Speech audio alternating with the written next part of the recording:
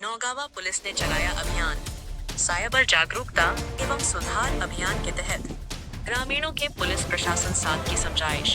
Police प्रशासन के द्वारा नौगावा तहसील की ग्राम पंचायत खोहड़ा करमाली में साइबर अपराध जागरूकता एवं सुधार अभियान के तहत साइबर ठगी को रोकने के लिए ग्रामीणों से समझाइश की गई। सैकड़ों की संख्या में ग्रामीण समझाइश अभियान में उपस्थित हुए।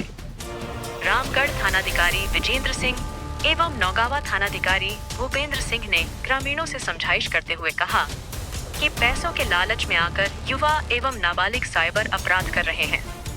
परिवारजनों के लिए कितने शर्म की बात है कि उनके सामने उनके बच्चे जेल जा रहे हैं। यह अपराध ज्यादा दिनों तक नहीं चलने वाला है।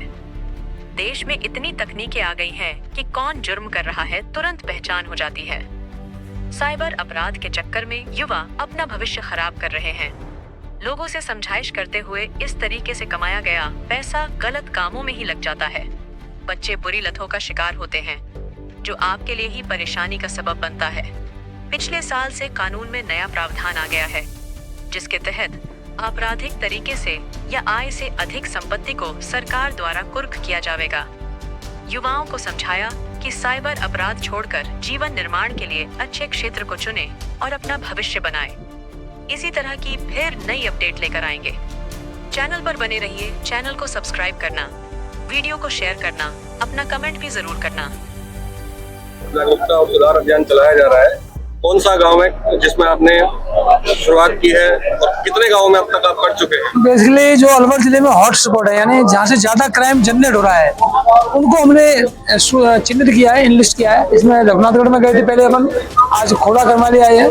इसमें जो गांव है उन सब में जाएंगे और लोगों से अपील करेंगे कि सभी एक सामाजिक जो दायित्व है उसका निर्वहन करें और जो युवा पीढ़ी है समझाए उसको कि इस अपराध से दूर रहें। इससे उनका भी खराबा हो रहा है और पूरे इलाके की इमेज खराब हो रही है। इसमें ये तो समझाइश का दौर है और बाकी जो लीगल प्रोसीडिंग है वो यथावत जारी रहेंगे। इस समझाइश से आपको क्या लगता है कि इनमें सुधार होगा? निश्चित हमें पूर्ण विश्वास है, इससे अच्छे रिजल्ट आएंगे और रघुनाथगढ़ क्षेत्र का हम देख रहे हैं वहाँ पॉजिटिव रिजल्ट आए हैं, यहाँ पर भी रिजल्ट अच्छे आएंगे। रघुनाथगढ़ में कल और परसों 2 दिन लगातार मोबाइलों को जलाया गया है। 400 के करीब मोबाइल जला दिए गए हैं। क्या वहाँ साइबर अपराध पे अभी कुछ अंकुश लगा है? बिल्कुल, 4-5 दिन में हम देखें आंकड़ों में काफी गिरावट आई है, बहुत गिरावट आई है और ऐसा ही हमको विश्वास है यहाँ पर भी सुधार होगा। एक साइबर ठगी के कारण जो साइबर ठगी का जो परिणाम है वो दुकानदार भुगत रहे हैं, क्योंकि उनके खाते में सिर्फ खोटे से लेनदेन के कारण उन्होंने लेनदेन किया और उनका खाता ब्लॉक हो गया है। बेसिकली ये प्रक्रिया सिस्टम बेस्ड है। किसी के खाते में अगर फ्रॉड की राशि पहुंच जाए तो वो सिस्टम से वो खाता भी फ्रीज हो जाता है, पैसा निकल नहीं पाता। पर इसकी जहाँ भी कोई दिक्कत आती है तो पुलिस को बताएं, पुलिस उसमें जांच करके रिपोर्ट भेजेगी और खाता द्वारा चालू हो जाएगा। युवा मीडिया के साथ देखिए मुख्य बातें वही हैं जो आपके आपसे बता दें। ये अपराध जो है ना वो एक बदनुमा दाग की तरह है गांव के ऊपर और क्षेत्र के ऊपर। कोई भी संजीदा आदमी ये नहीं चाहता कि उसके क्षेत्र की पहचान जो है वो एक आपराधिक क्षेत्र के रूप में है। तो क्योंकि लंबे समय से ये चीजें चलती आ रही हैं, साइबर क्राइम चलता आ रहा है। अब कुछ एग्जाम्पल आपके साथ हो सकते हैं, जैसा कि बता रहे थे भूपेंद्र जी कि ये मकान जो है ये साइबर ठग का है। पहली बात तो यह है कि कितने लोग हैं जो इस तरह के उदाहरण हैं। ज्यादातर लोग तो आपको ऐसे ही मिलेंगे जो पहले भी ऐसे ही थे, बाद में भी ऐसे ही है। अब वो जो मकान की बात अपन कर रहे हैं तो दोनों तरह की बातें कर लेते हैं। पहली बात तो आप ये बताइए कि जो पैसा ईमान का नहीं है उसमें बरकत कहाँ सिखाई है, कहाँ बरकत होगी उस पैसे में? वो ढांचा जो खड़ा किया है किसी ने बेईमानी की कमाई से, किसी दूसरे का हक मार के, तो उसमें बरकत नहीं होगी, वो ईमान का पैसा नहीं है। तो ऊपर वाला भी देख रहा है और कानून भी अब देखेगा, क्योंकि कानून में जो नए प्रावधान आए हैं उसमें यह स्पष्ट रूप से है कि जो अपराध से अर्जित संपत्ति है उसको अब सरकार अटैच करेगी, उसको कुर्क करवाएगी। तो इससे पहले कि इस तरह के एग्जाम्पल आए और तब हम सबक लें, इससे अच्छा यही है कि इस बीमारी से तौबा करें। जो नई जनरेशन जो ऊर्जा से भरपूर है, जिसके जीवन के निर्माण का काल है, जिसको अपना करियर अभी बनाना है, वो इसमें ना पड़ के और अपना करियर अच्छे क्षेत्र में चुने ये ऐसा अपराध है जिसमें दो पैसे आते हुए दिखते हैं और युवा पीढ़ी उसमें लग जाती है और फिर वो उसका पूरा करियर बर्बाद हो जाता है। तो ये चीज़ तो चल नहीं पाएगी। इसके लिए तो सरकार ने अलग अलग तरह के प्रोविजन कर दिए। जो टेक्नोलॉजी है वो भी बहुत एडवांस हो गई, केंद्रीकृत हो गई। अब सारी चीज़ें जो है वो सर्विलांस पे हैं, कहाँ से सिम आ रही है, किस खाते में पैसा जा रहा है। अब तो ये भी रिकॉर्ड है कि किस एटीएम से फ्रॉड का कितना पैसा निकला है और जो फेयर मनी है वो कितना निकला है। तो सारी चीज़ें जब इस तरह मॉनिटरिंग के अंदर हैं तो फिर ये अपराध आप सोचिए कि कितना कैसे चल पाएगा। दूसरा, आपके सामने उदाहरण भी है, आप डाटा उठा के देख लीजिए कि पहले कितने मुकदमे दर्ज होते थे, अब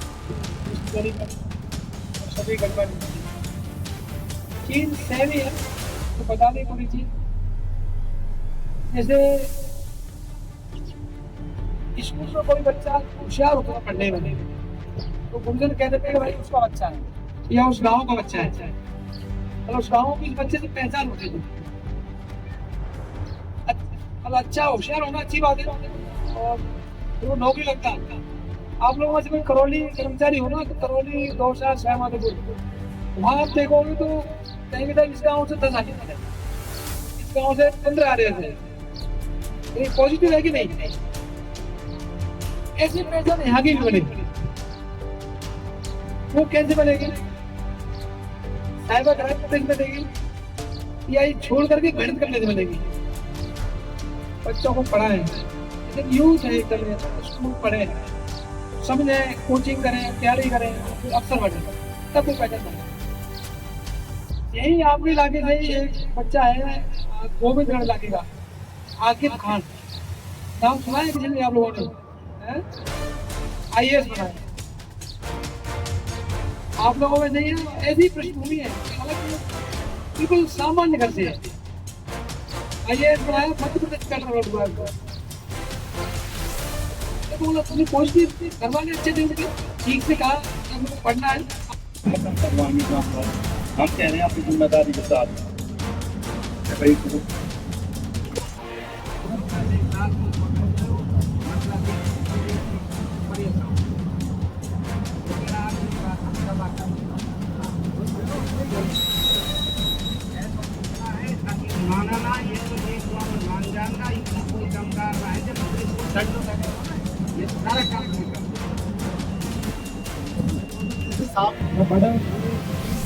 नहीं तो अगर यही काम होता तो मैं एकदम कर दूं। ये कौन है? तुम रहोगे तो यही अपराध कहाँ जाएगा? या तो यहाँ आएगा तो पता चल जाएगा। बस खुद एक एक आदमी, एक ही बच्चे का पता ही है कौन किस घर का कौन कर रहा है, कितने